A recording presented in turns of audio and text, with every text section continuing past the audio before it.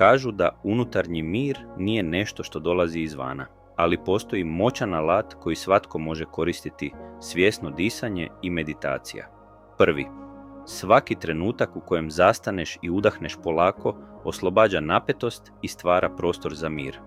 Druga, dok pažljivo pratiš dah, tvoje misli polako postaju jasnije, a emocije se smiruju. Treći, taj mir u tijelu i umu otvara put za osjećaj ravnoteže, poput rijeke koja nježno teče kroz tebe. Četvrta, svaka meditacija, ma koliko kratka bila, šalje signal tvojoj unutarnjoj energiji da se posloži i uskladi. 5.